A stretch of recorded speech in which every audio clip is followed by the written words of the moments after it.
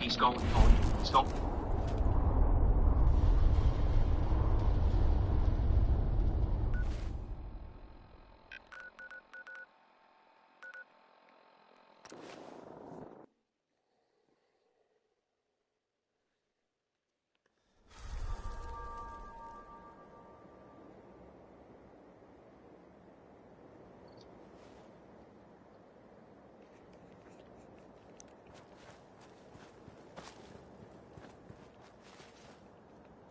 Good caps to be made protecting folk.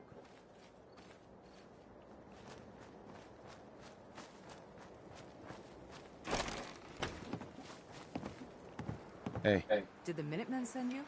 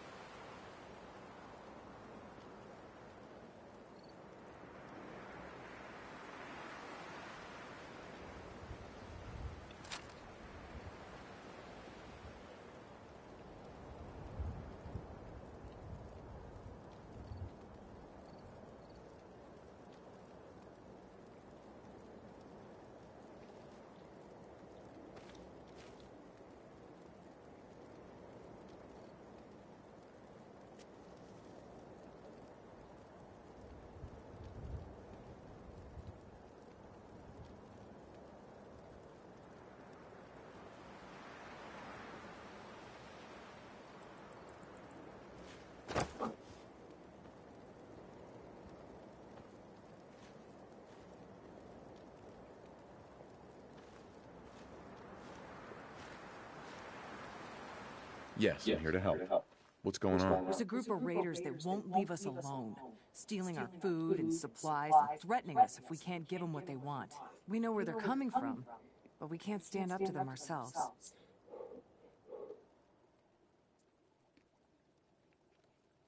Any idea how many raiders we're talking about? No telling, I'm afraid. This time there were 3, but who knows how many are back at their base.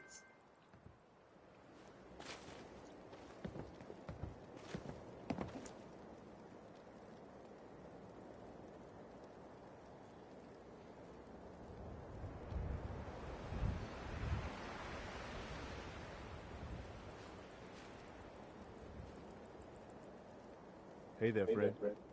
Preston Garvey, Commonwealth Minutemen. Was that so? I heard you were all wiped out by the gunners. I'm sure glad to see you. We've been having some trouble with raiders. That's exactly what the Minutemen are here for.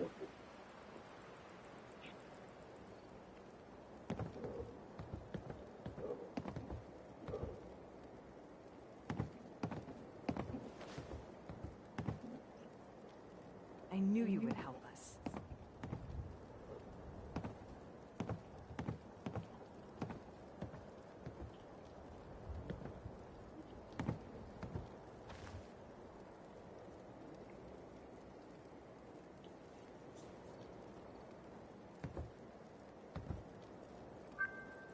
I hope you ain't one of them synths, here to spy on me.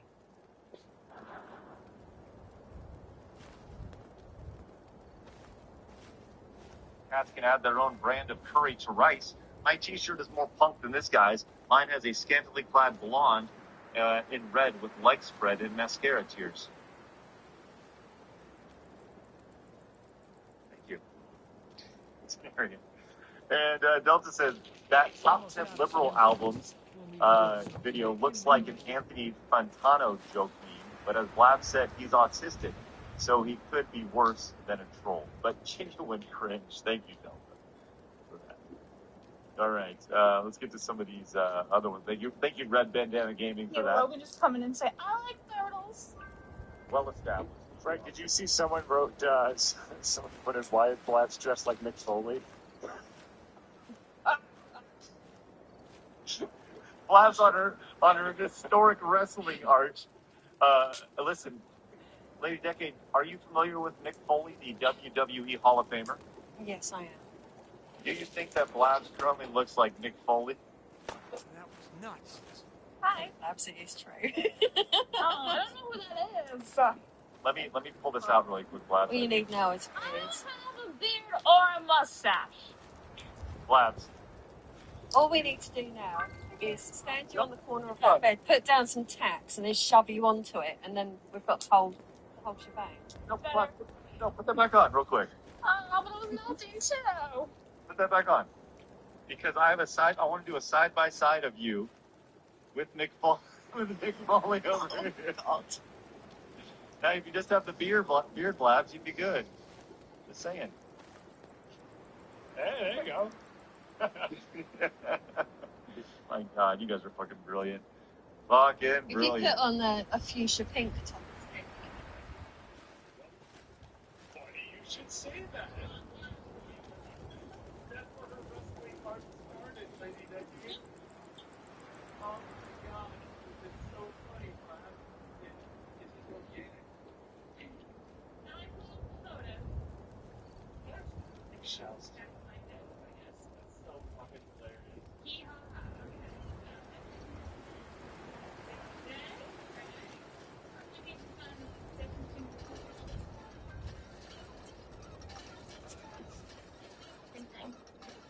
Great Thank you stuff. very much. Hee-haw. Why are you hee-haw? Everybody knows it's true. It's funny. Hee-haw.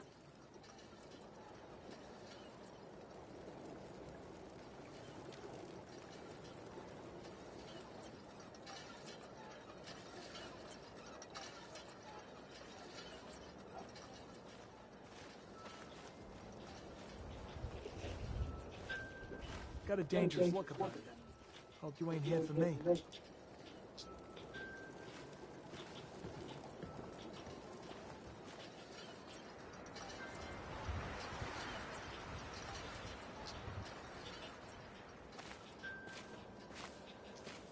If you ain't been up to see Grey Guy, you should go. Whole place is run by robots.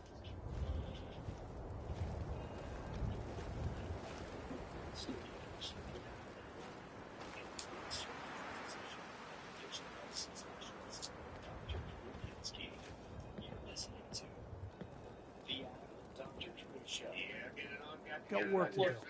Can't talk now.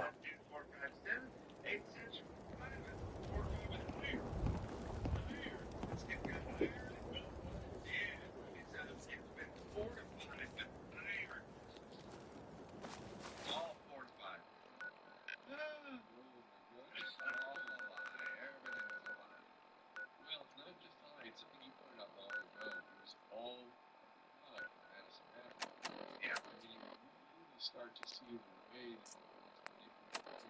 the reality that didn't exist.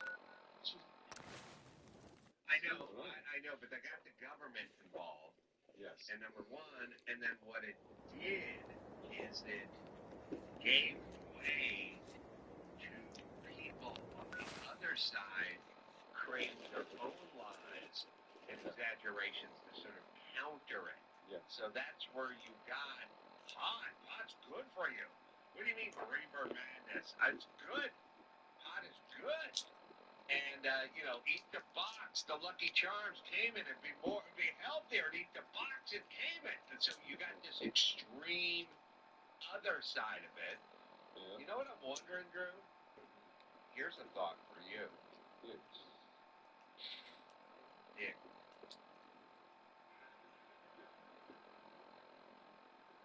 Hi, my name's Woody. I'm a home theater and home entertainment hobbyist and enthusiast. Not everyone that's going to get a projector wants to hire a crew to come out and install it. A lot of projectors, you have to be dead center. You have to. And folks that I grew up with went so hard extreme the other way. Sort of like microwaves would give you cancer, and color TV would give you cancer. Pillows were bad for your posture, and everything.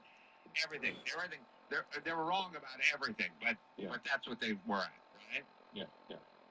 I wonder if those people now hear somebody talking about ivermectin or something and go, oh, they're just lying about that stuff to get their, like, oh, you mean like you guys lied the whole time?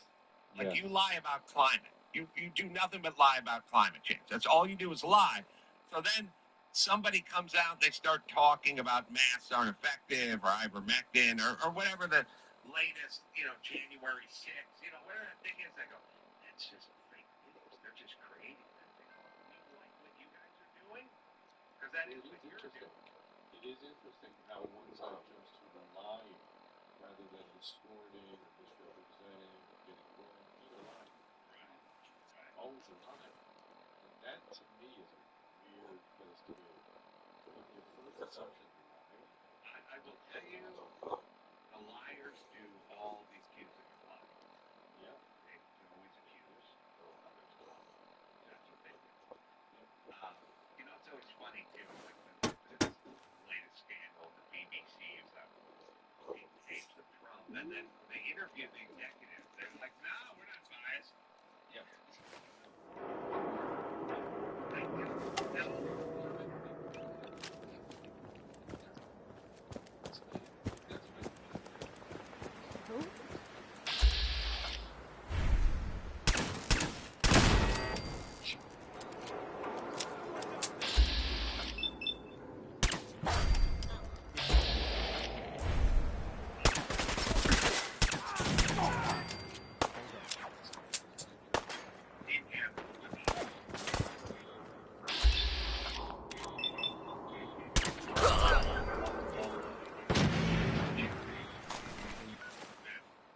All of this shit.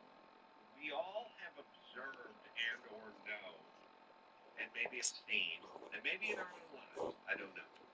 But you have the parent, and it's the mom. And the mom clearly favors one kid over the other kid. Maybe mom favors the boy over the girl or whatever. And, the girl shows up and she's 5 minutes late for dinner, and the mom's all up at her, right? Screaming at her, how hard I work, now the food's cold, and blah, blah, blah. 2 days later, the boy shows up 15 minutes later, and it's like, I made your favorite. It's meatloaf and peas and mashed potatoes, right? And then you observe it, right? Yeah. And you go, clearly, she seems to be treating the boy differently than the girl. The girl's always on the last nerve. She's always the guy. Gives so much slack and leeway to. Right. Okay, fine. Pull that woman aside and interview her. What do you think she says? She's just equally, she wasn't 3 kids equally at each other. There's no room for that. And then she would go. You know what she would say?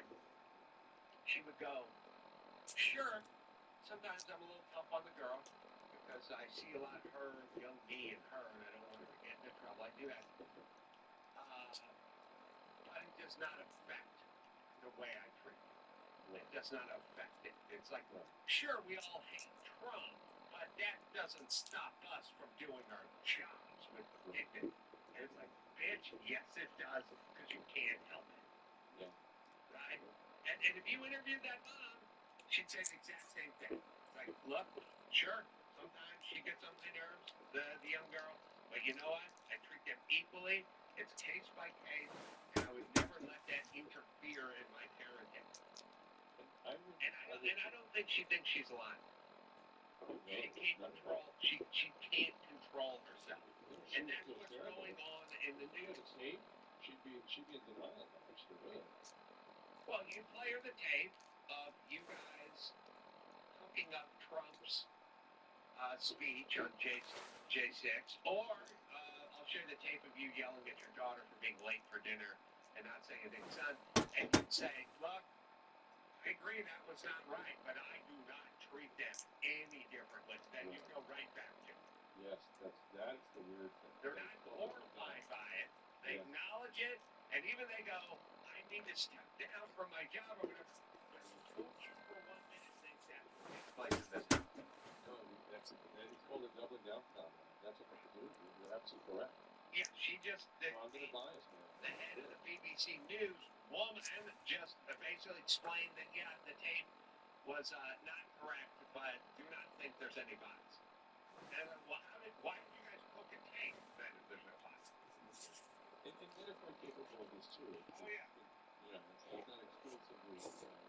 No, I think women can compartmentalize it. Here's what I think. Back to the parents metaphor. I would say if you talk to most dads in that same situation, they go, maybe I'm a little tougher on the boy, because he's got to get out in that world, and it's tough out there. Yes, maybe I raised my voice a little bit too much to him. And, I love him, but yeah, okay, maybe I'm a little bit tougher on him because I just want him to, have the ethic, the work ethic. You got to be a little tough out there. Yeah, like they would do it. Now they go, I love my kids. I love them equally, but yeah, maybe you're right. This happened. Yeah. Women would go, it never happened. And if it did happen, it's not because of anything. Well, you're getting something really interesting. Thank you. Yeah. And I think that has been my experience, that women compartmentalize more. It makes me wonder if it's a way of sort of mimicking a child parenting, child delivery kind of thing. The brain does that as a way of surviving. Useful.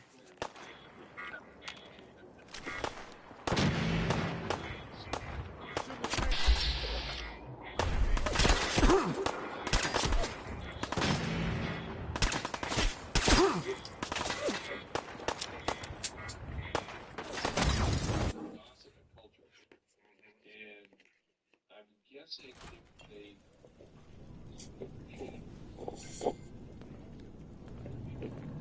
that would be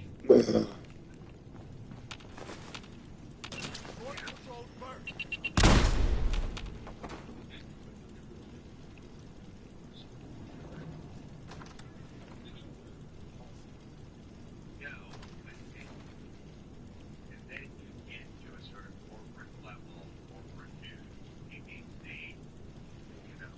bring it into the political world and stuff like that. They just don't have any thoughts about it. And it's interesting. And that's why you see this over and over again where they go, yes, we did this heinous hatchet job on this editing, but no, there is spice. No. It's got ambush all over it.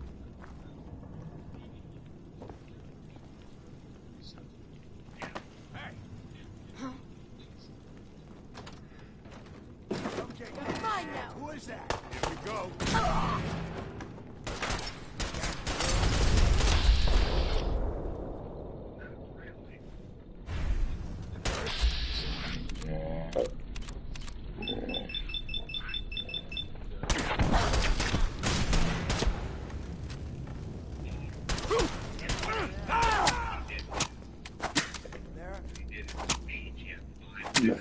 Found it.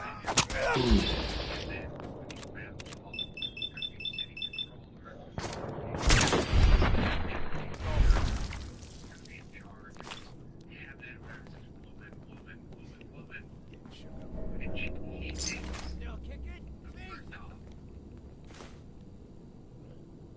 It's not a coincidence in a world where women are outnumbered by men that you would get 5 women in your cabinet and then stop talking. By the way, he named 5 women and then stopped. That was it. So it's intentional. And he looks at it. Come on out. I'll make it nice and quick. You can trust me. You look at it in 2000, which is this is the progress. And you get the Believe what happened? When you turn up, you're dead. It's all there, and then it's a shit show. This is Yep. how Rumor is no they do it. survivors. This is how the professional Well, league at least boxing plans. Yeah. Someone's wiping out gangs. No sign of them now. Also, it's Come on, it's smart over. They must have run because off. it gives you Relax. a certain amount of protection. Because if it's got a it. woman I or got it. woman of Jesus. color, the Why press emotion such a and bad whoever doesn't go after them for the same atrocity that they would a white heterosexual male. Yeah. Well, pretty much not at all, except for we're now getting used to it to the point where Karen Bass is a woman of color and she's a shitty mayor, and you can say shitty things about her because it's been long enough. You know, there's enough. You couldn't really do it with Lori Lightfoot of Chicago back in the day because it was kind of a novelty. You know, now once women of major blue cities, once the mayors outnumber the men, which they probably do now they're sort of fair game-ish, but you have to take it easy on them in his cabinet. So, yes. There needs to be happy that they won't get enough done. Maybe all this Well, there could be a lot of satiation. It's getting worse. Another recruit died last night. Farrell got him good. Parents didn't stop him? No, Farrell was dumping the pipe back just down below. Nobody knows our guy. Think somebody let it in? No, I don't think so. I swear, somebody needs to go through and board up every glass and opening behind this place. Anyway, gotta get going. Yeah. What's up, asshole?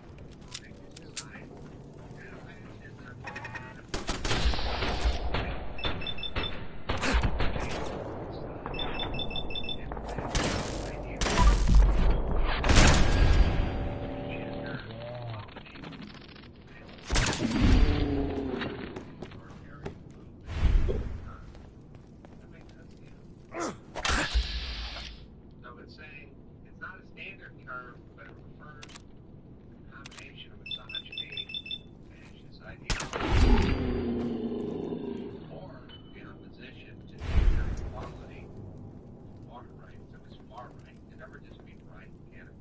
Far right in authoritarian movements. It can also describe historical fascist policies that confine women to domestic and reproductive roles. Like that you're confined to domestic roles. I show them. I mean, domestic also we can apply to everything. More contemporary efforts women and gender they were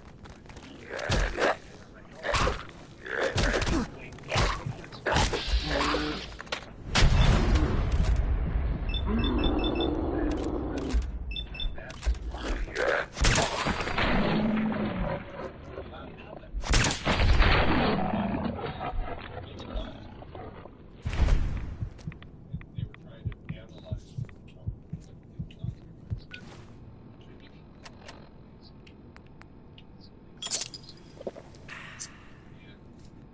what's motivating women in certain situations, and then I saw the ultimate sort of application of this in guys of evolutionary biologists who say this is all if you do not try to change in high value men in this sort of the rest of the population eat better stuff. All right, we'll take a quick break. Right back with Dr. Crew right after this. This episode is sponsored by BetterHelp. Now, sun does starts to get dark these days earlier. Feels like midnight some parts of the country at 4:30 in the afternoon. And this can mess with you. Seasonal affective disorder is a real thing. Recently, I actually checked up with an old buddy, and we laughed, swapped a couple of stories, and started thinking, why didn't we do this sooner? Help me with my seasonal affective symptoms. Of course, checking in, connecting, and people say the same thing about therapy. Why did they start it earlier? It can feel like there's a huge threshold to starting. It feels a little weird. You know, is there something wrong with me? Are they going to see something scary in me? Of course not. They're there to help. And it's easy now. BetterHelp makes it easy. Fill out a short questionnaire. They match you with a licensed therapist. And they match the right people the first time, most of the time. And if that is not a fit, you can switch anytime. No awkward breakups or anything of that sort. And no waiting rooms, no awkward readings of people you don't know. Over 30,000 therapists, 5 million people help. 4.9 out of 5 rating. This is not a fluke, everybody. It's time to use these sorts of services. So, just stay news with Alicia. And related to our late friend Charlie Kirk, of course, known from The Office, actor Ray Wilson said that he had liberal friends that are currently celebrating his assassination. Well, you know, in a world where you're trying to be consistent, one should be celebrating the death of evil if one is being consistent. Yeah. Or, you know, I mean, you know, somebody said, I had a neighbor who was an old man and I hated the guy's guts. And he wrote me and he called the Department of Building Safety and he checked unsanitary living conditions on me. And my house was fine and renovated. Anyway, the whole point is when he died, I didn't shed a tear. Yeah. I didn't make posts on Facebook explaining that I was happy. Or saying all the horrible things that he said or ever did. No, but I was not upset because I kept it pretty consistent. I did not like the guy. He was a bad person in my world. He did bad things to me. And if you then believe that that's who this person is, then it would make sense that you would celebrate the death of that person. I mean, there's sort of extremes, you know. Does faith component play into it? Or there's also like a political component. Don Jr. talked about at the funeral. He was like, there's one side that celebrates death and there's another side that doesn't, and we want to be on the side that doesn't celebrate it. Well, they don't have a religion. Politics is their religion. So then you have a religion, and everybody who was at the Charlie Kirk Memorial has a religion, and so they're deeply religious. So if the devil died, then they would celebrate. But to the atheists, there are no devils. There's living devils. There's Trump and Kirk and Tucker Carlson, depending on what day it is, and Ben Shapiro, depending on what other day it is. And they just have the people they disagree with, but they don't have God or heaven or the rapture or anything. So this is their religion, which, by the way, is why they paint everything in a sort of religious text, you know, evil. Yes. And meaning religious people, like you take all the Charlie Kirk people, you know, the people who filled the stadium and the people who spoke. They don't like a lot of, you know, they don't like Nancy Pelosi. But they don't really throw around the word evil. Yeah. They just don't like her and they disagree with the policy and stuff because if you're religious, evil... Like a dumb bee might be the meanest thing they say about her. Right, because you need to use the word evil for real evil. Yes. Because there is actual evil. You know, having 2 walk-in size refrigerators filled with Haagen-Dazs double fudge does not make you evil. Getting your hair done during COVID when everybody else was shut down. Right, but that doesn't make you... What are you going to do with that? Stalin. You know, that doesn't make you a person that digs mass graves and things like that. So I think there's a context that religious people have where they go, this is what evil is, and we will save our stuff for what is evil, and the guy who shot Charlie Kirk is evil, so we'll call him evil, and we'll call the ladies from The View dumb bitches.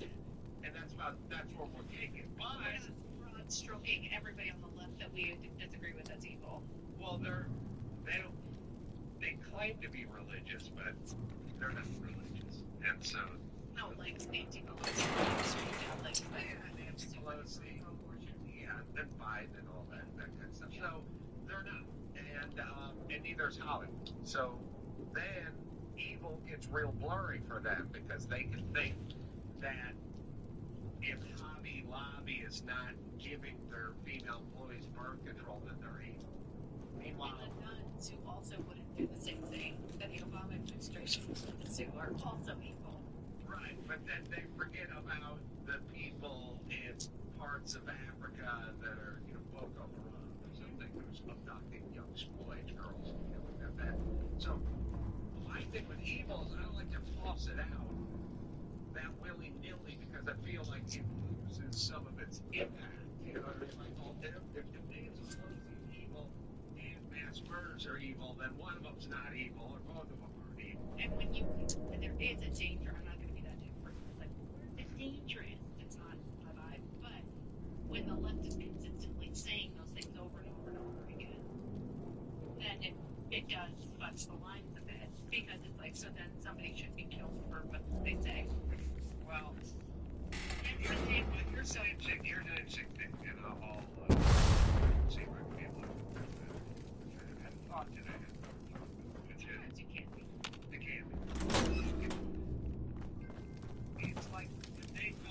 horrible racists. They don't believe that person's right. Yeah, they don't have enough dignity to realize that's kind of a horrible thing to say about somebody, and you should choose your words wisely. Hell yeah! This person wasn't that. So, they can be racist, and again, they don't believe it. So, you know, we do this thing where it's like, oh, you got all these guys calling Trump into the election, then they win the election, and oh, they're having lunch with him at the White House. You know, why would you have lunch with Hitler? Because they never believed he was Hitler. So that's why that love is these are been there, done that. Nancy Pelosi, Chuck Schumer, 70-something-year-olds, 80-something, they've been around the block. But And they have to get the ring. yeah, but they're not corruptible in that they don't think he's Hitlerian. They don't think he's racist. They don't think he's socialist or he's a dictator. They say it. I've lost visual contact. Now, God they're damn from it, I need covering fire. Playing games with me, huh? they if Chuck Schumer or Nancy Pelosi actually Open thought fire! Trump was Hitlerian or Hitler, then they should get themselves a briefcase bomb and go visit him in the Oval Office. That's what a patriot would do if you thought that's what it was. They don't think it. Or actually unseat him in a constitutional manner, maybe create a military coup. There's lots of options. Yeah, but Got anything?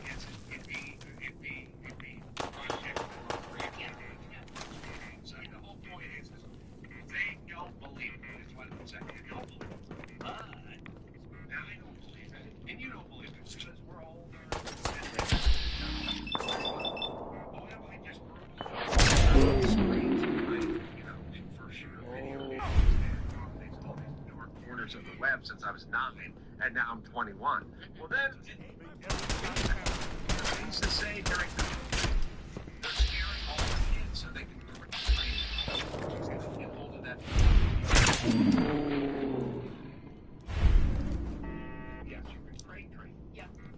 But and you go into the crate, they just go run for the crate. You can't do it cold and parole. You just brain on the sidewalk and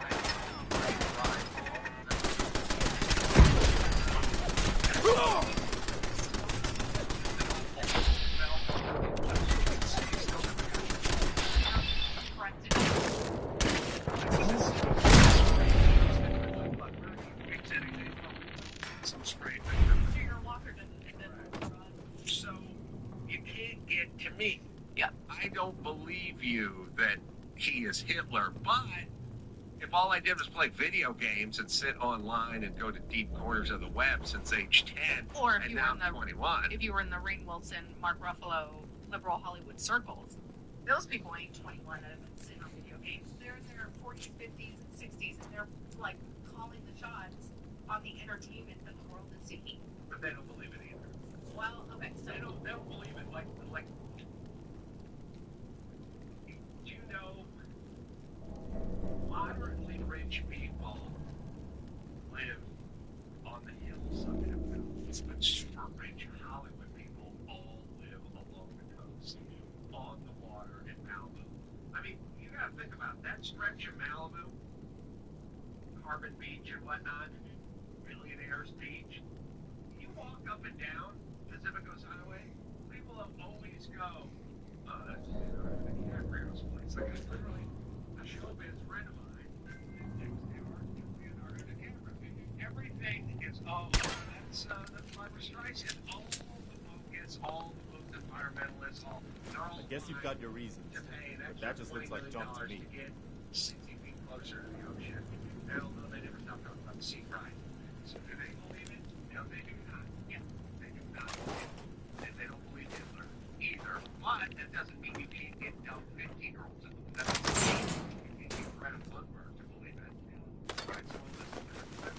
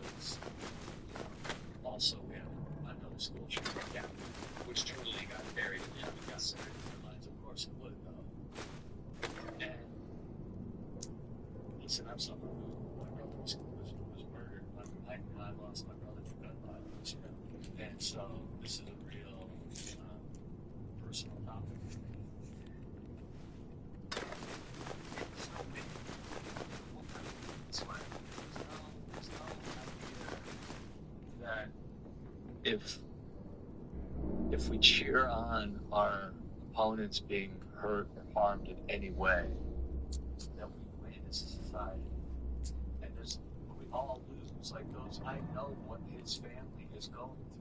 Like, I understand that on such a personal level. And it's a tragedy that not only the person is killed experience. Got it. I don't think Mark Ruffalo needs a podcast. He's not a guy who does podcast stuff. No, I agree with you that he doesn't need a podcast, and I disagree with him 99.999% of the time. He stands on Israel. It's just utter bullshit. I appreciate him saying this. Well, we're getting so crazy that this has to be said. The bar is so goddamn low now that a guy just speaking sense that we like, we're not okay with murder. You not okay with murder? Oh, you're not okay with murder, and then we're cheering him on. No, something we can agree on. Right. Yeah. Anyway, now let's sure it doesn't get There's a lot of celebrities that have podcasts, though. Like, there's a lot. yeah. They don't all be the people we talk and people let it go. Sometimes it's not the same. If your podcast, whatever podcast it is, and got rid of the air and the filler and the stuff that didn't need to be said, it could be nice. So, talk radio thing when I was Look sharp. sometimes when we had a fill-in host, Think they you would can always hide? request like a guest. They requested a guest.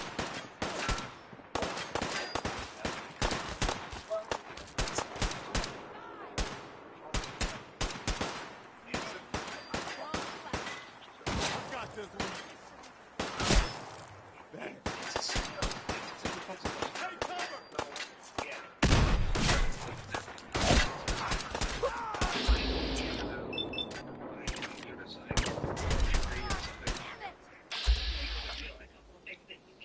Archery, piano. No, I named things specifically that I can't do, but I can right here.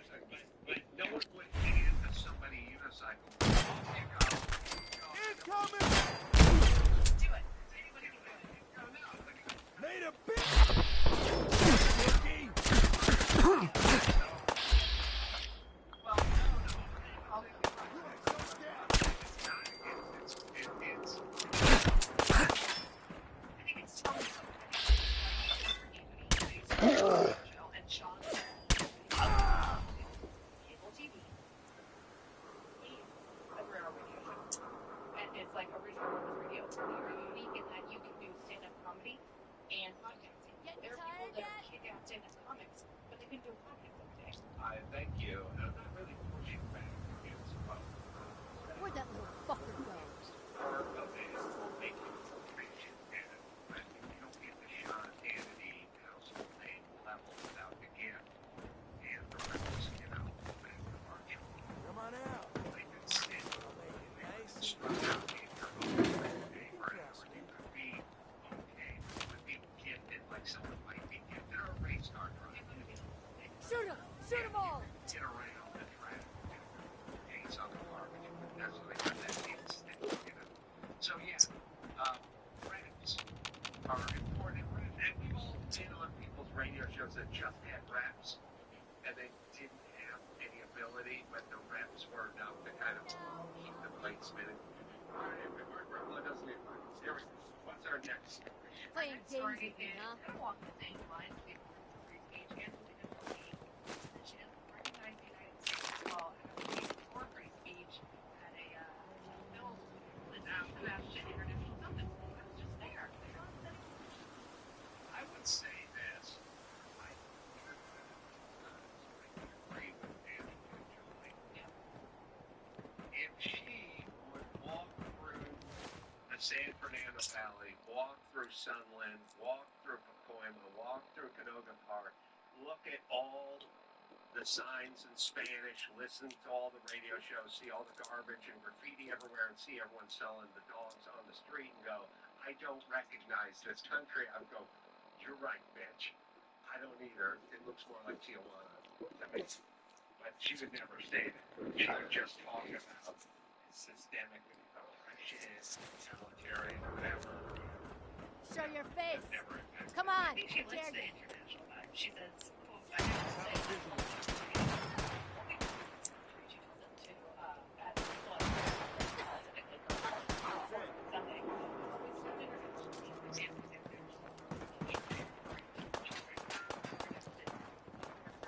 I like my world Lost view him. is equal and united. Anything, anywhere that divides us with personal expression of freedom for anyone, I think is very dangerous. Oh, I think hell if you're no! so stereotyped, Still alive?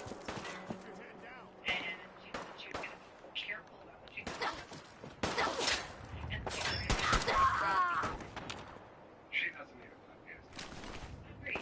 All aside, I would like to Wait, that'd be a fun game. Can't open it from this end. like New York City.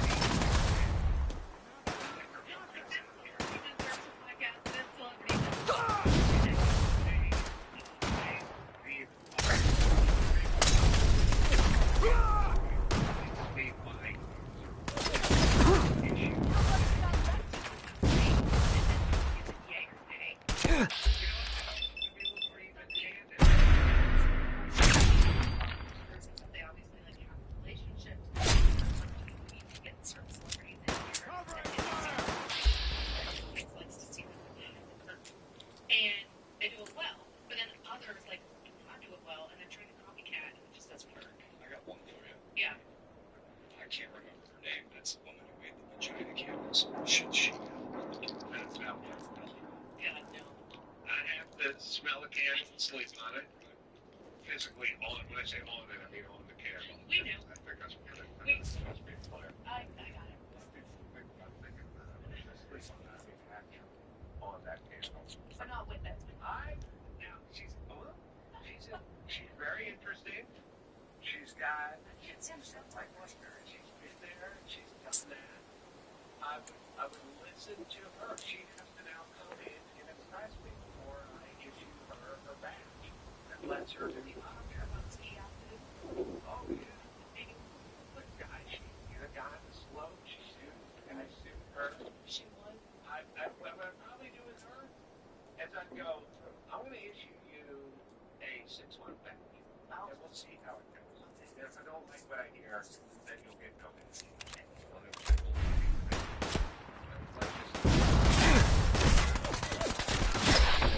That's what I'm going to do. Let's say she's bad, just because I would assume she's bad. She might be super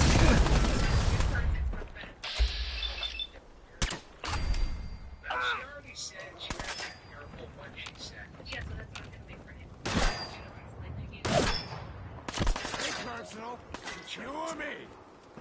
Hey, Charlie Spirit. Hater. But I'll listen to what she has to say. You know what? All these people probably have much to say because they're so used to saying things that have been written by other people. They're on, I don't know if you guys are aware of Baron. I don't know if you're, I filed them under the Ilhan Just get warmed up over here. People God damn it, I need live covering here fire. who hate this country.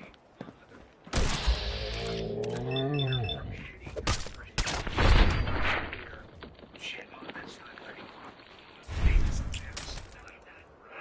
And the people, especially people who experience all the fruits of this country while escaping someplace. Now, the worst country was, and here before I hate you. And she came from South Africa, and she got here. Oh. You'll never know it else. Because you're not any country, piece of shit, this country. It drives me nuts. I don't want to get in that simple game of what should you go back. But I do think there's no fucking back. If your heart's in the Sudan, or whatever the fuck it is, then just go enjoy your paradise that you fled from with guys chasing with machetes. But okay, she came here, she's a billionaire, has a life of Riley, adopts whoever she wants to adopt, and then Perfect. explaining to us why there's certain places places she won't bring her black kids because of this racist country we're living in, except for she never says the places. Just, and also, and her kid statistically is going to get shot by a black kid, not by a white supremacist. If they are in an unsafe neighborhood that the element told us shouldn't be policed. No need So to she hide. didn't join We'll all be you know, over there's soon. Ilhan Omar's at the top because her country was horrible, and she's a millionaire now, and all she does is shit on this country. But there is plenty of room for anybody. Again, she's not a great speaker. I'd rather have spend her time on a podcast than her spend time passing horrible legislation.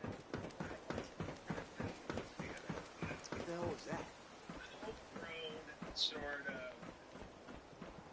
I think more so understandable because it's like the bourgeois terrorists.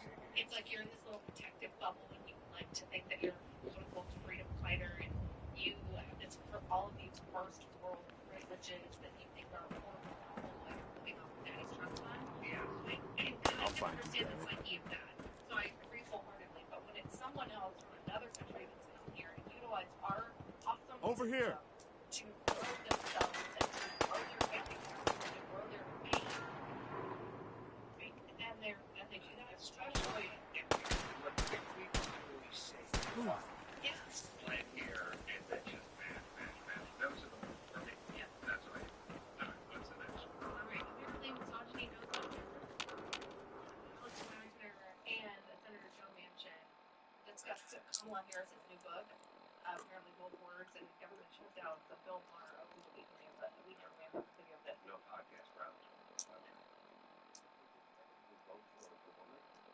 I think misogyny runs deeper and stronger than what I can imagine.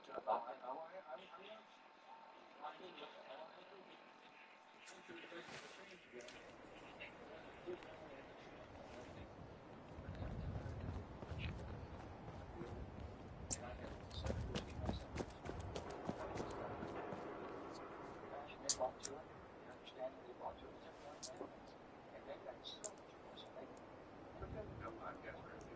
So far, we've talked for no white women giving much stuff. So, you know, they're randomly too. Binary misogyny knows no gender. Oh, really? By the way, so I like Nick Haley. Probably gonna get hit for that. But like, what if a good female candidate? And I bet you white women in the country that care about national security and our bank accounts not going downhill and schools being better for our children would vote for that woman. But turns out Kamala Harris is voting for the defense. So stop trying to be like, vote for them, cut their hoo-ha. How about we vote for the person that we think is going to be best for us, our business, and our families? Speaking of if anyone's one of Paltrow candles loaded up, sleep on that tonight. So, express You think you can Amazon Prime it?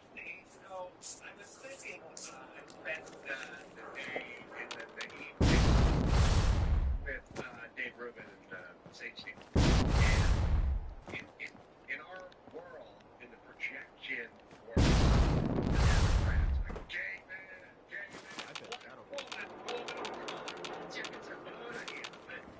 I realized as I met them and we hung out and then went out with their Sage's husband that night and everybody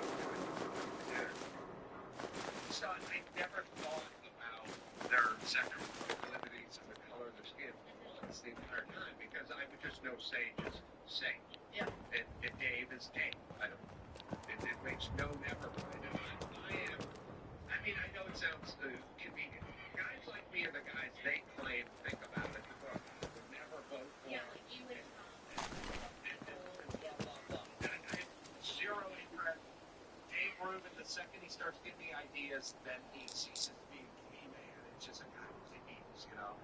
And I don't know a person. First off, if this is their game, and it is their game, Gavin Newsom is 6'2", he's white. I'm 6'2".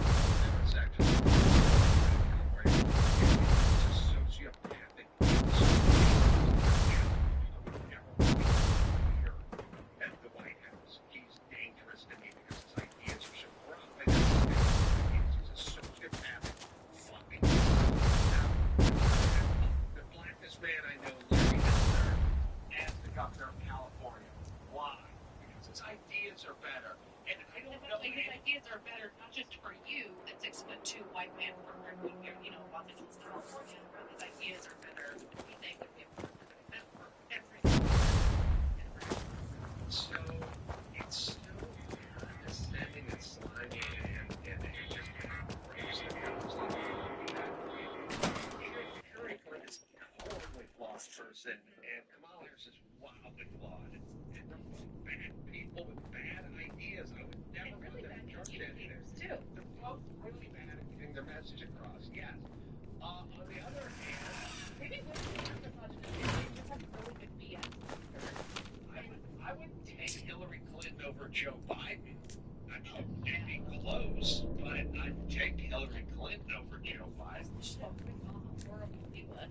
But I would take Sage Steele over Mitt Romney. All right, so just knock it off. It's 2025. He's also a 6'2" white guy. Actually, I don't know if he's that tall. I think he's over 6 feet though. Yeah, we got one more. We do have one more. Hey, Jasmine Crockett, up there with Ilhan Omar and AOC, and ladies that we do not want to have a podcast. Yeah, well, to be fair to Jasmine, she just lies. I mean, Ilhan believes it, but Jasmine just lies. She doesn't care. Who's podcast? I was going to say, Jonas Sanders, he's one of the theory for the straight guy died. Oh, okay. How do you not know this? He's one of the theory for the straight guy guys. Do you know that?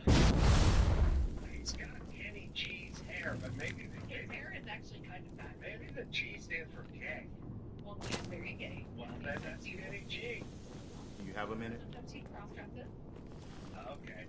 He wears the heels and the dresses. People's hair bothers me a lot, but all right. So, Wait, does my hair bother you today? no. I Like, you don't like men with long hair? Looks like almost that guy can't even stop. I don't like people with lots of hair and lots of trouble hair. Trouble hair? Trouble hair. Okay. I was sitting in a lobby of a fancy hotel over the weekend, and a family came in, and the three daughters, probably aged 9 to 13, all just had massive cornrow, just piles of hair. And I just thought, that's a full-time job for all three. You're spending an inordinate amount of time with this hair. And, there's 24 hours in the day. I mean, there's only a certain finite amount of time you can spend on things. But God gave them that hair. God, I don't think gave John this hair. He's working on this hair, so I think he's spending an inordinate amount of time on his hair. Okay, I wouldn't give anyone 3-foot-long braids. But they genetically have different hair, and using the cornrows is the way that they do their hair. That's fine. I'm saying they spend an inordinate amount of time on their hair, and I think it's a waste of time. Do you know how much time white women spend on their hair? Other than this one right here? Ever? You could spend more time than what these guys are spending on their hair, because that's a lot. I mean, you disagree.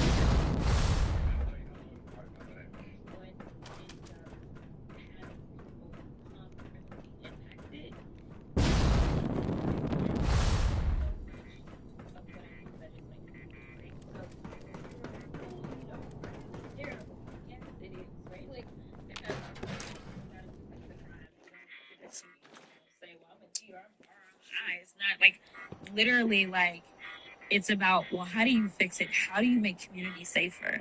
And I do think that I'm in a unique situation because I was having the conversations with people that were going out and committing crimes. And so I understood what was kind of pushing them there. And so I do want people to know that just because someone has committed a crime, it doesn't make them a criminal. That is completely different. All right, you can pause it here. Yep. Dawson's been around long enough to hear me. I've been yelling about this for a decade now. It's not the nut job, crackpot, stupid politician in your studio who's at fault. It's the head cops. I do. You do say like they go. Just What because, was just so profound. just because I am a Pisces doesn't mean I act like I'm like. Yeah. Here, I yell about it all the time. That was all the idiots on CNN. Yeah. Like, well, there's four spaces. Oh, but hey, you know, you're misunderstanding this point. Or there's a polite way to do it. You go, that sounded confusing. Yeah. Explain that. Well, but I want to hear. Okay, that's my favorite. No, but the part where she says just because someone is legitimate, it doesn't make them true. That's what he does. Powerful. I never thought about that. Because at the same time, it doesn't make them a criminal. That is completely different. So hold on. That's like you're saying soup. Just because I'm a clown and I work at a circus doesn't make me a circus clown? You ready, Dawson? I want some knowing nods. Just because I'm the dean of students at Colfax Elementary doesn't mean that I'm the dean of students at Colfax Elementary. I like that. That's a question mark. I want to know me first. I want to know me first. You know, in my world, one death is too many deaths when it comes to death. I dream of a world where everyone has a seat at the table of peace. And where no child gets left behind. You know, she began by talking about what she does legislatively. I would want that you've done the exact same amount of legislative work. Well, I don't know that she ever goes to work. All I do is see her on TV. On podcast. Shows and podcasts. Behind the podium talking about Governor Hot Wheels. No, Governor Hot Wheels. I forgot about that. Remember that? And then she said she didn't say it. And then you don't say it.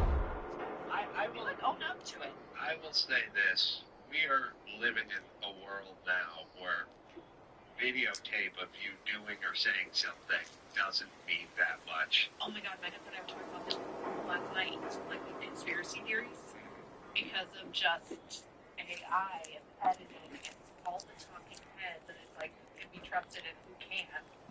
It's real life Manchurian candidate.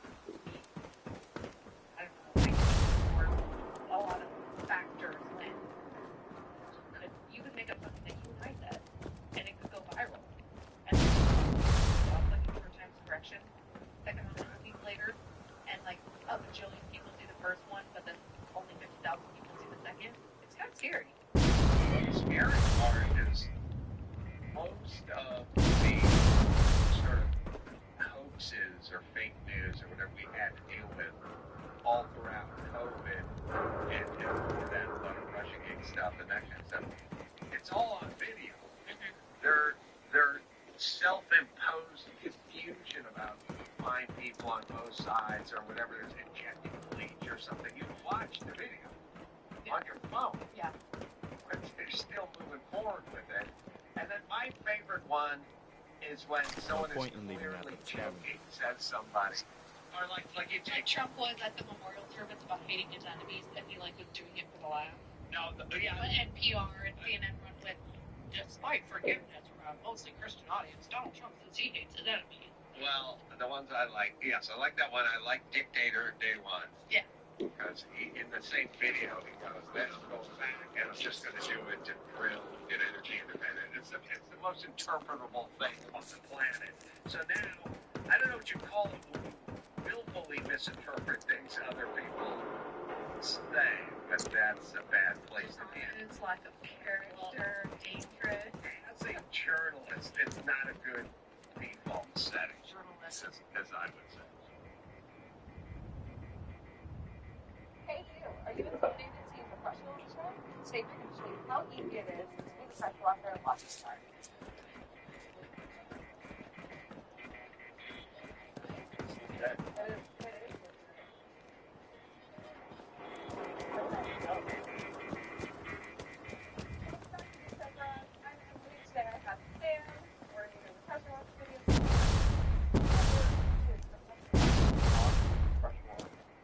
you lost your car?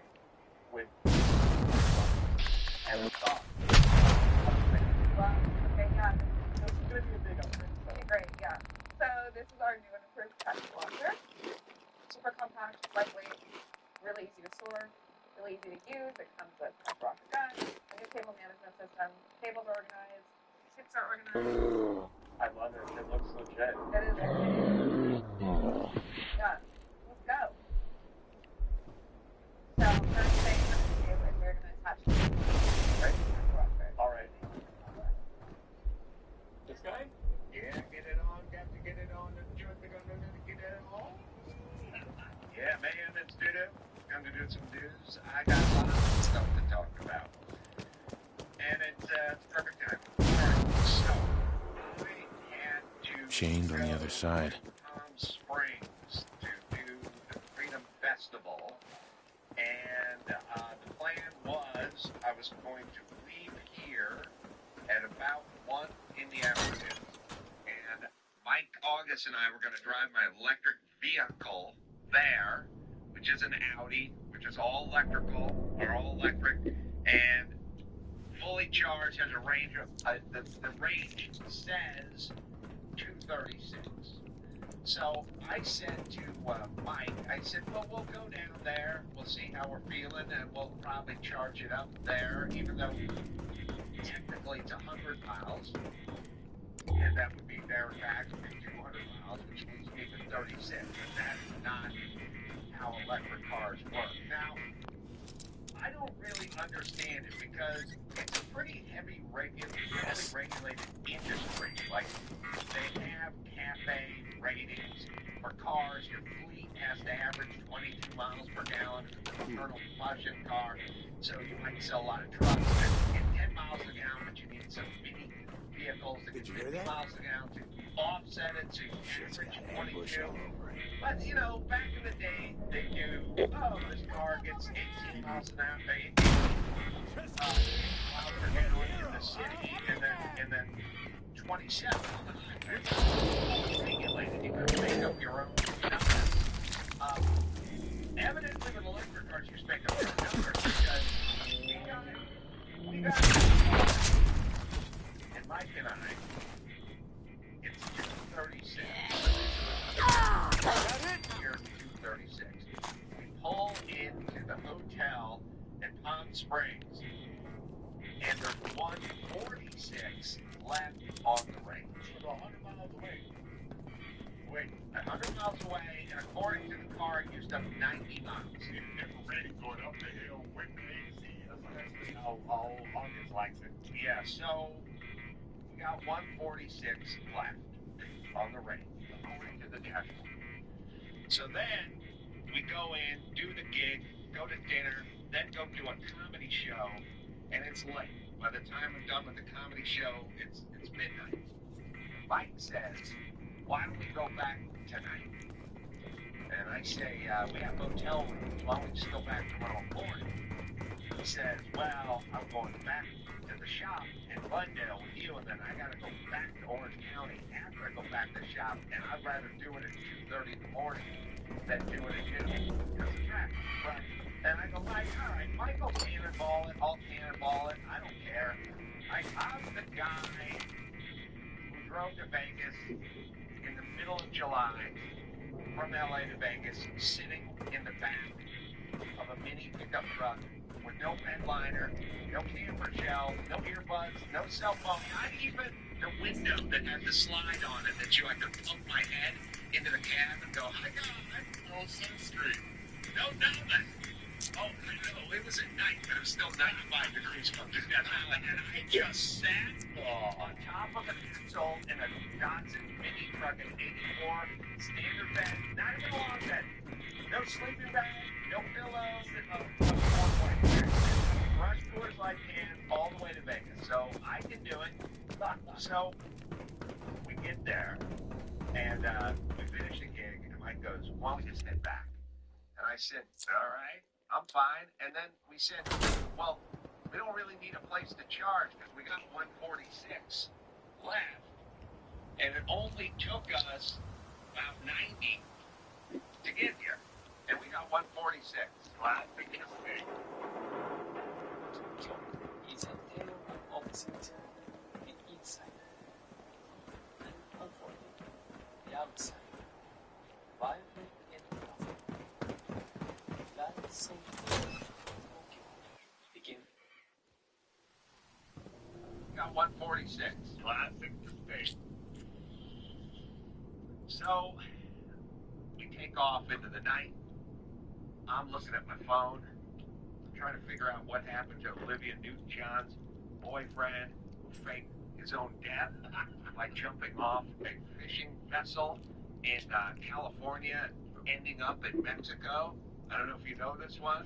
Definitely not. I'm doing it deep. You know this one? Time. Bring that up. No, I don't know this one. Oh, their death? Olivia Newton-John's husband. Yeah, gambling does. I don't know. He said he was going fishing, like in Malibu. Oh, wait, no, I do know this. That's why I rang the bell. Yeah. Yeah, and he, like, went off to Catalina, caught another boat, like, went a little skiff onto another boat. Yeah, on the way there, it was a deep dive into alfalfa from Spanky and our gang at Little Rascals. Yeah, I know it's connected somehow. That guy's story. By the way, that guy shot dead at 31. How bad of a wife did Olivia Newton-John though? You know how happy I'd be to be married to Olivia Newton-John? You're the one that won. I'm a different break like that. She's rich. It's pretty awesome. She's Grammy nominated. Married to Olivia Newton-John, and you're gonna fake your own death. And yeah. So now you already know cartels and money. I had to go work as a sex slave down there. Well, the way up, I do the whole alfalfa dive, which was, dude, that long after the show was over, Little Rascals living in the San Fernando Valley. This is me entertaining me and Mike on the way there with commentary. He's a dog breeder. As a guy, let's see, he's a dog breeder and a hunting guide. Oh, he's a dog breeder, a hunting guide, and a bartender. At this point, he can find no work as an actor, right? Economy, though, you know. Right. He's training a guy, a kind of friend of his dog, and the dog runs away. And the friend is like, hey, man, you owe me for my hunting dog. And then Alfalfa goes, I'm going to put a thing out saying a $35 reward for the return of this hunting Could dog. really use your help. And the guy brings I'm the with the dog Minutemen. back to the How can I farm help? that We've got a Alfalfa nest of works at. some nasty bugs just Alfalfa around the gives him corner. the If they don't get $35 cleaned out for the soon, reward we're and gonna have a $15 real for the problem. free booze, What's really too which bad in is it'd be a 1959 nice spot for a new settlement. In fact, celebrate. I know some folks that would love to set up there if it was safe. If you can make sure the old workshop there is still in one piece, anyone who decides to move in later will be able to rebuild. So, here's the dog magnet. Then, Alfalfa, he gets drunk and decides that the dude whose dog he lost needs to pay him his $35. That it's his dog, and he shouldn't have to pay the $35 for the reward. But he lost the dog. I see logic, but So he shows up to the dude's house with the guy's wife and stepkids. He bangs on the door, says, I want my $35. And the guy goes, no, you lost the dog. You put the reward up. You pay the reward. That's your reward. And Alfalfa threatens him or has a knife. It's a little dicey. Guy goes in the next room, gets a revolver out, shoots him in the groin. Alfalfa bleeds out. that's the end of Alfalfa. I never know this story. The end of that story. That's a great story. Golly. So now it's a ride back. It's about 1 a.m. and I'm getting Mike caught up with Olivia Newton-John's husband. So I'm just staring at my phone. He's paddling off the coast of Catalina. Patrick Kim McDermott disappeared June 05. Unsubstantiated claims have been made, particularly in the Australian media, that McDermott faked his own death and is still alive in Mexico.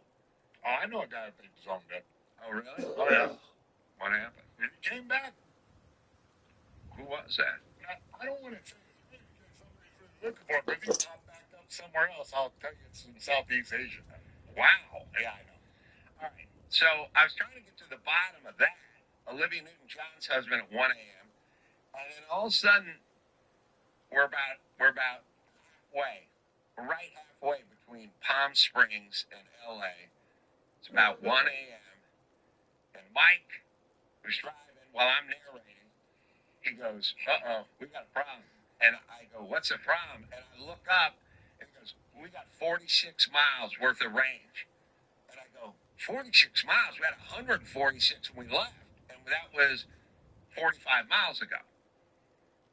He goes, we just scrubbed off 100. Danger Will Robinson, Danger Will Robinson. I quickly look down at my phone, and the phone says 53 miles back to LA.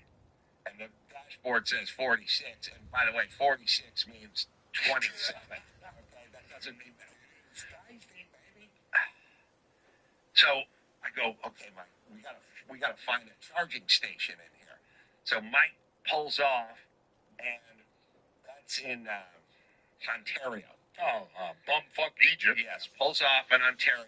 Now it's 1:30. It's the middle of the week. He's looking at his phone. He's got an app because he has a charger.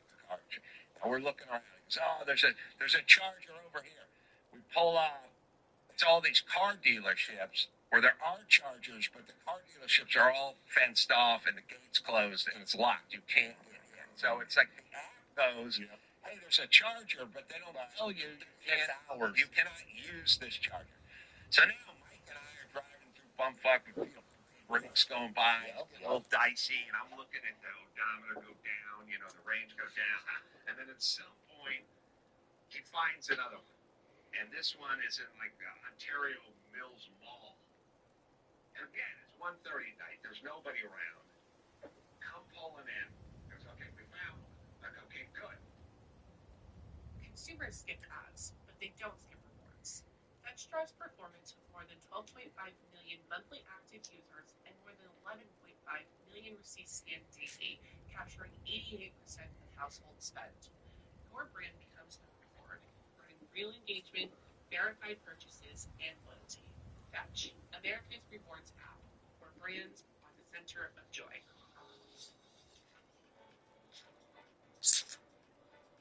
Hey everyone, it's Monday, October 20th. Carmen, Nicole, and listeners, welcome to Behind the Numbers, an eMarketer video podcast made possible by Fetch. I'm senior analyst Ariel Fager, guest hosting for Marcus, and joining me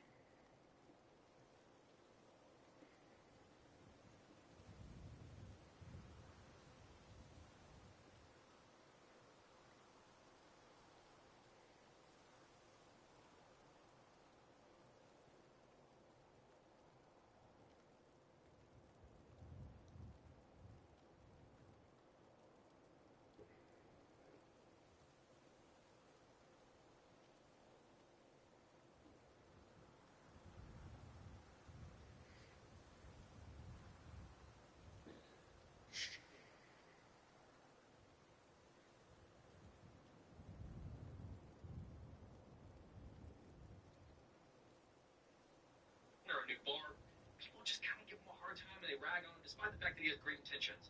I'm curious if that's comparable to this sort of world, this culture of toxic fandom, where like if you make a movie, especially if you make a superhero movie, like you have great intentions, but there are always going to be No problem. I'll take care of them for you. I hope so. We didn't know what to do. I understand what you're saying, but when it comes to fans, it is a fan's right to have whatever opinion they want to have. And people are going to be upset because, especially when we're talking about books or games, because you're never going to be the exact person they edited or they played on Witcher 3, for example. I don't necessarily consider that toxic. I just consider that passionate. The last 10 years have been an golden age for every fan. Yeah, it's far too expensive for this kind of film. Now had the perfect tempo for streaming at the perfect time to be close to Game of Thrones. As the screenplays were ramping up, we were racing to find an heir apparent to that show. It would run around ridiculous money to get the rights to things like Conan, Wheel of Time, The Lord of the Rings. Even Disney brought back Willow and the Dark Crystal, and it's because they had to be heard. Unfortunately, still doing it. Aside from Rings of Power, I would say the second most embarrassing failure was the Netflix's The Witcher, which to date Netflix has spent roughly $750 million on, including $250 million, that's a quarter million to the UK, on seasons 4 and 5. The reason they bypassed the opportunity to print money to instead go straight to burning it has everything to do with attraction. Post-PG era, the feminization of traditionally masculine intellectual properties, something at first a lot of people denied, now it is unquestioned. Case in point, The Witcher, which rose to prominence here in the States through video games, was some excitement when we announced that Henry Cavill played Geralt of Rivia after he got sword.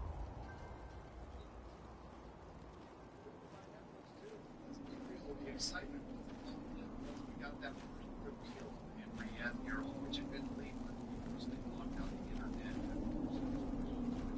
costuming, particularly that Nilfgaardian ball sack, was followed by some questionable casting choices and almost feminist writers who were assembled by Netflix's Andrew Dick, or even history, who said this back in 2020 about the version, which I think American audiences will think of here.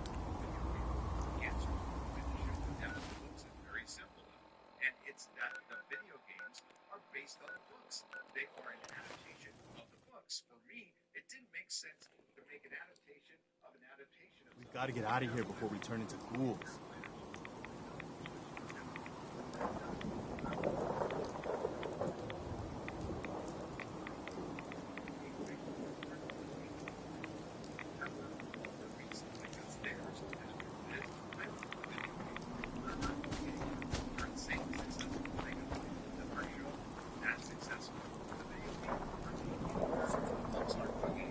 This is just a third way to enjoy these same characters and this same world.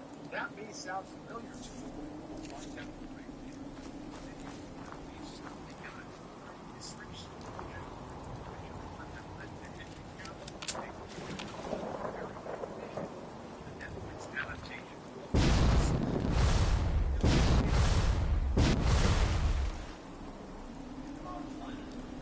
So peaceful. He's never had to pick up groceries and dinner. No, his job is great.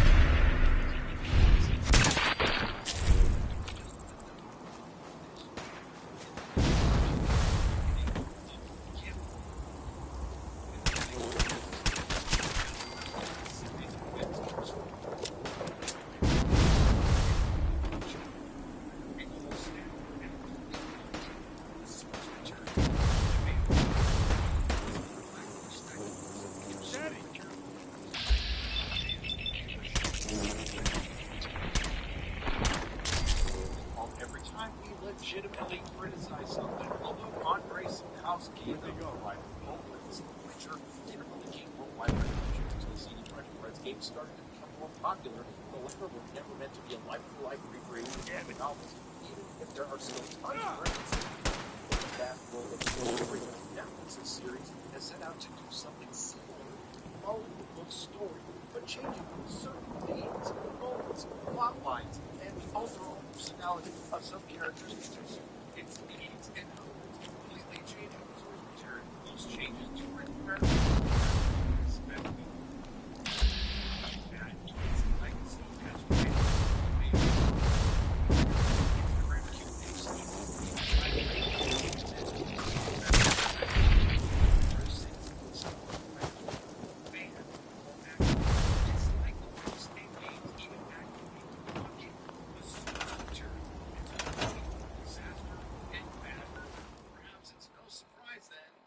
within days of this article, we heard this. Liam Hemsworth is replacing Henry Cavill for The Witcher Season 4. There is no replacing Henry Cavill in this series. It's dead. Interesting wording in your headline. While Liam Hemsworth is indeed replacing Henry Cavill because Henry Cavill left. And the timing works for Netflix because all of this happened during the You're back. Any luck clearing out that trouble spot? Never heard of it. Don't recognize this as The Witcher. I don't think. Honestly, I couldn't tell the difference between this, Willow, The Rings of Power, and Wheel of Time. It just looks like a very diverse group of no-name adult pretenders in rags. To be fair, it does have Michelle Yeoh, who has been great in some things. Can't and remember the awful last in time I others. had clean fingernails. You know what I call a good day? One that ends without an empty stomach. I cleared that place out for you. Should be safe for your friends to move in now. Nice to have some good news around here for a change. And By it's the way, impossible not to mention the we've change decided to dot support the org Preston petition Garb. currently sits at Commonwealth gotta help each other if we want things to get better. It's good to see the Minutemen taking the Netflix Commonwealth must back. keep Henry Cavill Thanks. as the Witcher The Minutemen and are replace always the ready to writers help. Sure, instead. sure. But a Well, third I'd better get back to it. of how Take care. fans actually feel is the bloodboards and trailers that are from it. Hey, What do you need? wait there. I'll stand ready. Come on. Okay. What now? We've gotten big enough that we're having trouble communicating with all our settlements. It's a good problem to have, and I have a solution. I think it's time to retake the castle. It used to be the Minutemen HQ, way before my time. Well fortified, centrally located, and most important, it has a powerful radio transmitter we can use to broadcast to the whole Henry Cavill Commonwealth. himself. The showrunner has a particular vision for the show and for the characters in the show. And as you, I don't know if you read the books, but the books, certainly the first few, is very much from a Geralt perspective. And so with the shift of the showrunner's vision, where it's an ensemble cast more so than a singular lead, and the perspective is shifted to be almost more of a Cirilla Yennefer perspective. And so it's about finding my character's place within that vision, and making sure that I do everything I can to be as faithful to the source material as possible that I can be within the structure set out for me. Yeah, it's about finding that place in there where I can do both. I can help the showrunner realize their vision and also bring everything up there. It sounds like just what we need right now. I thought you'd like the idea. So, should I have an assault force assemble near the castle? Yeah, let's do this. I'll do some recon and meet you outside the castle. See you there.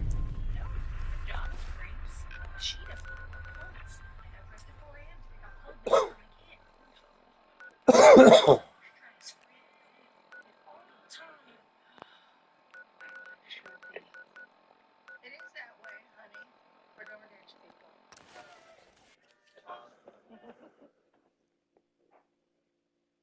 The Witcher was one of Henry Cavill's. What a race! What a race! So whatever spin you hear, we know the truth. It's out there. And damn it, you were trying to tell us. The first season. It's another great day out here at the track. And season 2 is really short. Well, it's come out and it was a massive success last year. Coming up next, Lady Lovelace takes on the Iron Maiden in a head-to-head match. You don't want to miss this.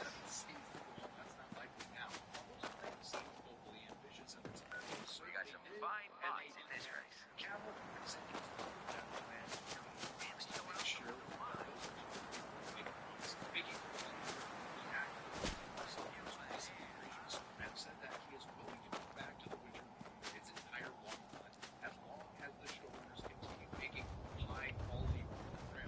Cavill said that they also need to make sure that the stories that are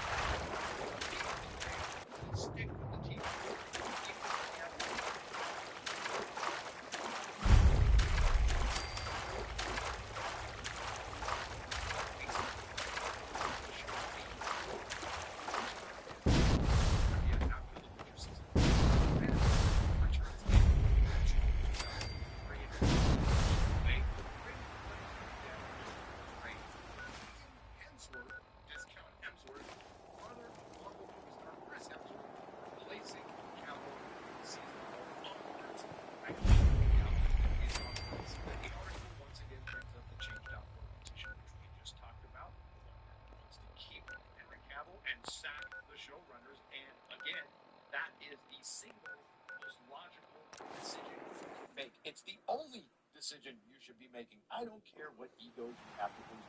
I don't care what contracts you have to break. Your show was much more likely to survive with Henry Cavill and without Lauren Richard and her writing team. Now it has no chance. But this is what happens when you hire for optics. When you cast people in certain positions like showrunners, writers, or producers, and you find out that they're not really qualified for the job, it gets a little difficult to get rid of them because of the optics. For her part, Hisrich said she completely understands the fan anger leveled at her and the rest of the show's creators. I'm wondering if that's in reference to Beau DeMayo. However, she also called on The Witcher's fan base to continue supporting its cast and crew. Why? Give us a reason. Adding that failure to do so would be to the detriment of the upcoming spin-off Blood Origin and future seasons of The Witcher's main series. Hate to break this to you, sweetheart. That was you. You and your writers drove off Henry Cavill. You and your writers drove off the fans by not respecting the source material. It's a big deal for us too, description. When Tick Radar fans had negatively responded to Cavill's impending departure. There's a lot of talk and rumors about equally received. I can't help but think she means not only why he is leaving, it's undeniable. And that is the single most obvious reason why this entire staff should be fired right now. You were given a potential franchise that could have gone on for years, and you made it a feminist platform. Here's where the begging starts. What I will say is, please come back for The Witcher Season 3. What I will ask is, please come back for The Witcher Season 3, so that we can continue to do this. So you're saying if we don't come back, we won't get a Witcher Season 4? Thanks for letting us know. Honestly, that Cavill's departure is huge news. But what I don't want to do is, this has to stay about Blood Origin. The clan, Dabara, Blood Origin's showrunner, the cast and the crew, this is their time in the spotlight. Well, it's not going to last very long. The Witcher Blood Origin includes a major change to series Bloodline. Lauren S. Hisrich reveals Netflix The Witcher Blood Origin features a major change to the lore. It appears The Witcher Blood Origin will add a new ancestor to series Bloodline, one also involved in the creation of the first Witcher and the conjunction of the spears. So they're going to completely make this up, and as with all prequels to established properties, only six use them so a girl can do it first, which already happened in the books, but it wasn't the right kind of girl. They had to correct that too. And once again, it's no surprise to hear this.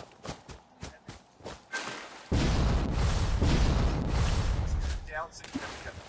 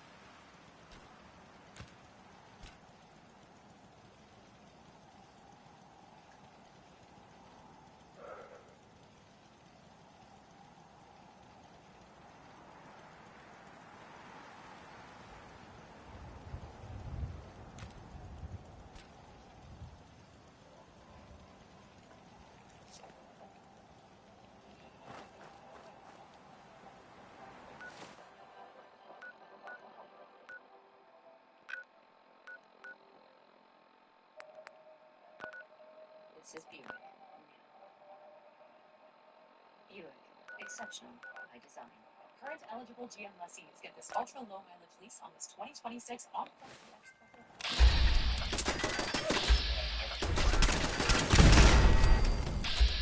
It was the worst thing in my entire life. Well, no, my son, my youngest boy, he got an infection in his thigh and had to have like a surgery. That was, but this is up there. So my thing with Vice was always open floor plan. If someone's on the phone, you can hear them.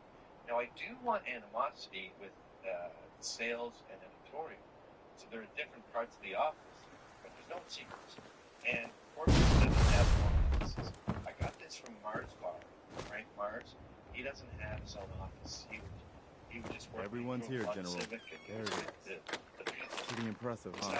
Its real name is Fort Independence, but the Minutemen always just called it the Castle. Now you can see why I wanted to take it back. I believe right before I got to the Southwest. Definitely. For 600 years old, it's in pretty good shape. That's right. They don't make them like they used to. We take this place back, people will know we mean business. Our primary objective is to clear the courtyard. That's where we should see the most opposition. The wall on this side is the most exposed. But if we circle around south, we could also reach the main gate. What are we waiting for? Let's just get in there and shoot those lobsters. No, if we split up, we can flank them from both sides. It'll be like shooting fish in a barrel. Why not let them come to us? We set up a firing line on this side, and you can draw them out. Well, General, what... Let's not overcomplicate this. Just get in there and hit them with everything we've got. If you say so. All right, try not to draw their attention until we're in position. I was mad at them for this thing where they got lawyers involved. I'll tell that story in a bit. But I come in, and they built like this glass office that's about half the size of this room. The bare room. Yeah, with tables and stuff.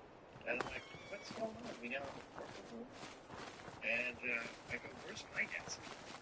And they go, oh, there's no room. It's like, there's Saul, the manager, there's Shane, there's no room for you.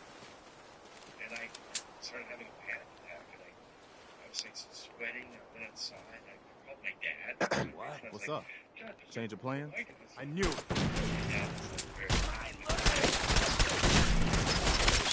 Company.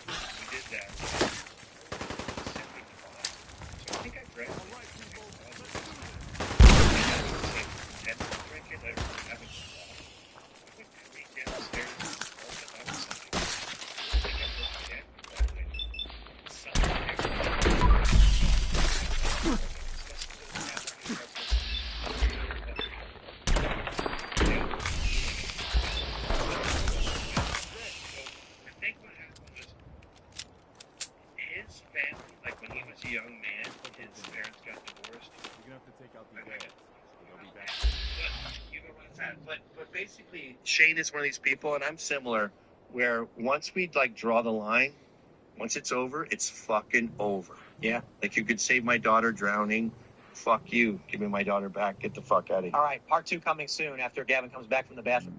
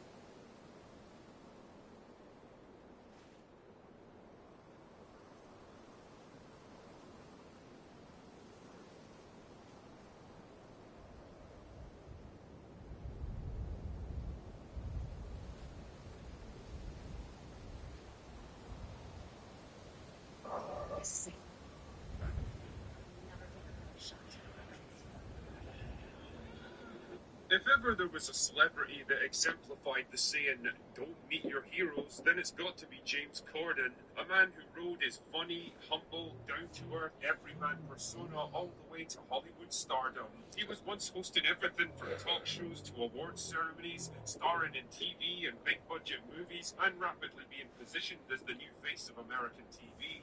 The world just couldn't seem to get enough of James Corden. But fame exacts a heavy price on any man, and beneath all the jokes and the jolly banter and the forced relatability, there lurked a sordid tale of bullying, abuse, out-of-control egos and embarrassing revelations that ultimately unravelled his entire career. So join me as I recount the crash and burn of James Corden. James Kimberly Corden was born in London in 1978, the son of a book salesman and a social worker. And by all accounts, his childhood was a pretty normal one. He didn't grow up in grinding poverty or obnoxious privilege, but instead had a standard working-class British upbringing that he'd later used to push himself as down-to-earth and relatable. Anyway, he soon developed an interest in acting and presenting and started getting small parts in British TV shows like Hollyoaks and Boys Unlimited. What can I say? The 90s were a wild time in British TV, man. He first gained mainstream attention with the starring role in Fat Friends, a drama about, you guessed it, a bunch of fat people trying to lose weight. Damn, man, imagine daring to make a show like that nowadays. Anyway, it was here that he met fellow actor and writer Ruth Jones. The two hit it off immediately and soon hatched an idea for a new TV series about a young English guy who falls in love with a girl from Wales. A place which Waller assures me is a real country, but I'm still not convinced. Let's do this. Anyway, the show was called Gavin and Stacey. You've probably never heard of it in America, but it would go on to run for 3 seasons and become one of the most successful British comedies of the 2000s. What's interesting about it is that Corden and Jones's characters, Smithy and Nessa, ended up becoming the success of Gavin and Stacey in the office. A natural entertainer who could banter with the best of them, Corden soon found himself hosting everything from awards ceremonies to panel shows. James Corden was now officially a big deal, in the UK at least. The only question now was what to do next. His answer was to try to recapture the magic of Gavin and Stacey by branching out into other projects with his co-star Matthew Horn, ignoring the fact that it was Ruth Jones who was mostly responsible for the show's success, but whatever. Lesbian vampire killers, their first big movie together, was absolutely slated by critics and bombed at the box office, while their comedy sketch show Horn and Corden failed to explain why either of them had ever been considered funny. Strangely enough, Corden would quietly distance himself from young Matthew after that. Problems were also afoot behind the scenes. Corden's sudden rise to fame and success was doing what it does to many people. It was turning him into a fucking bellend. His behaviour was apparently so bad that his Gavin and Stacey co-star Rob Brydon actually had to step in and warn him to rein it in. Even his own family got involved. One of his sisters straight up told him, James, stop being such a dickhead. It's a shame he got the year awards that Corden got his first taste of public embarrassment when Patrick Stewart decided to lay into him live on air. When the presenters are not here, when the contingent is receiving their reward, I got something over here.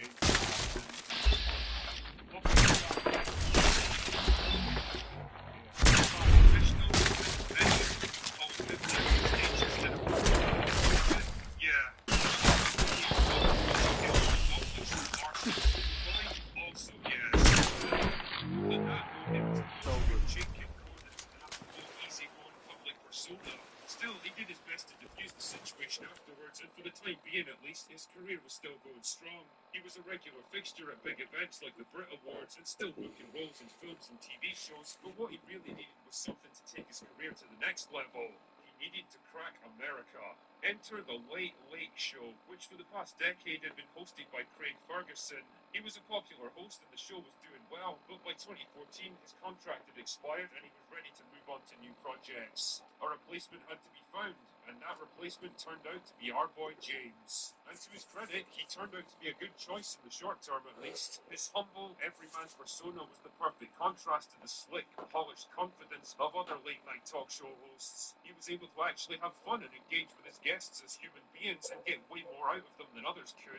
More than that, though, he understood the importance of creating viral moments that could get shared on social media, and he was happy to oblige. Carpool karaoke turned out to be a stroke of absolute genius that drew in record audiences and cemented the show as a staple of late-night TV. They say that if you can make it in America, you can make it anywhere, and James Corden had officially made it. He had a hit talk show in his hands, he was hosting some of the biggest awards ceremonies on US television, and even his movie career was starting to pick up again. Everything he touched seemed to turn to gold. But the old problems of ego and shitty behaviour behind the scenes were starting to resurface, and the first hint of this was during a game of Spill Your Guts or Fill Your Guts. Basically, truth or dare, but with animal body parts, where his co-host Jimmy Kimmel asked him completely innocent questions he was able to answer. Hey, you know what the cat on that in this room?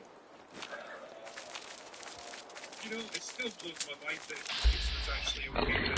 Like, they must have known what would happen. They knew how to play the role and still allowed it. They should tell you a lot of how he treated his own staff. Now that the cracks were appearing in his public persona, all kinds of savage revelations were starting to come through. Like during his disastrous Reddit AMA in 2018, top comments criticized him for acting like a twat in a London restaurant a few years earlier. Another commenter threw shade at his behaviour during the filming of A League of Their Own, a British sports show, and accused him of throwing tantrums, refusing to interact with fans, and basically acted like he absolutely didn't want to be there. Every new accusation seemed to fit the same pattern of obnoxious and entitled bullying once the camera stopped rolling, and things weren't better on the movie front either. Cats ended up being pure nightmare. What the hell was that? The decade and backlash, whereas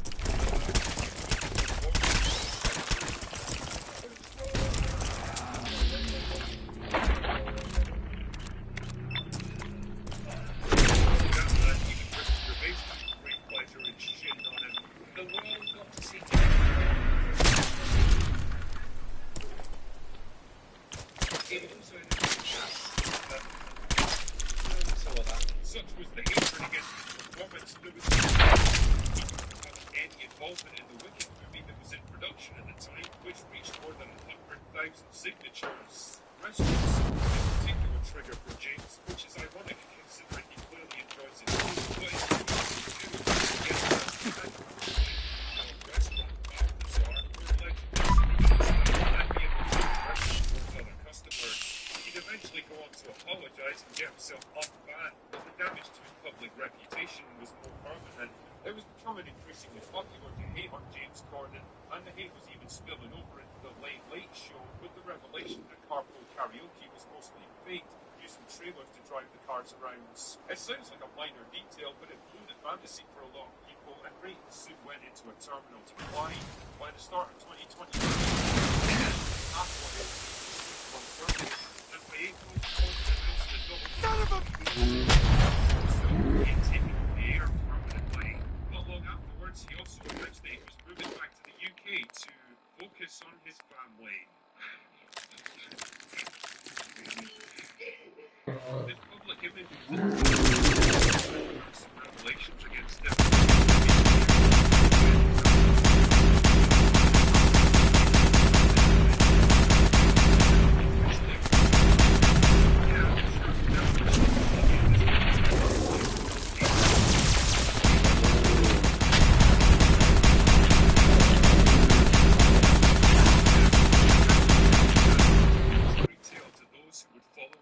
Steps. Be careful what you wish for. He's a perfect example of what happens when too much fame and success comes too quickly to a man without the wisdom and maturity. And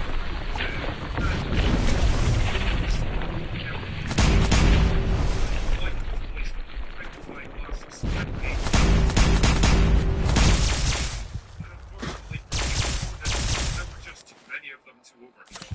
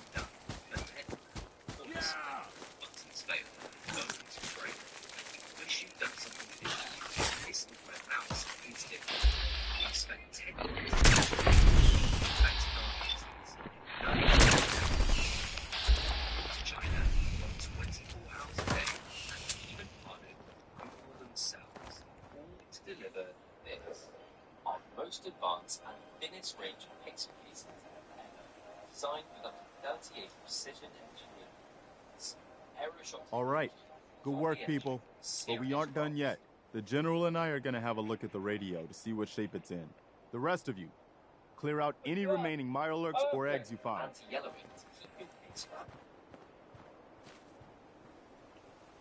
Well, Jack, we're here today to talk about Let's go see if there's Predator. anything left of the old Not to be transmitter. confused with Predators, or The Predator, I can't believe we actually managed to or take that thing Alien down. versus Predator, or Alien Predator. So we're talking about the one with the guy from Lethal Weapon. Once I power this up, Sort of, yeah. we'll be ready to broadcast. True. Once I power this up, we'll be ready to broadcast. Well, I guess it could be worse. See what you can do with it. Predator! I'm gonna go see what else is left around this old place. 1987, one of the best action movies ever made. Followed up a year later, John McTiernan, same guy who directed Predator, made Die Hard. Also one of the best action movies ever made. You know, Predator is so, rewatching it after so long, it's so fascinating. Because it's an action movie in the sense that Alien is a sci-fi movie, where really it's an action movie, but it's a hidden slasher flick.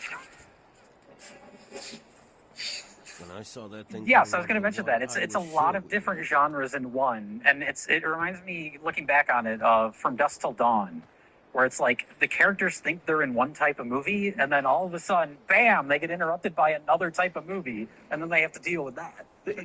So it's this, Commando-esque, schlocky action movie that gets like creeped on by a horror movie. Yeah. And it's beautiful. Well, by a horror movie and simultaneously a sci-fi movie, because it's an alien from outer space. Right. And it starts off, I guess, real briefly, the basic setup is A good reminder of what we're fighting for.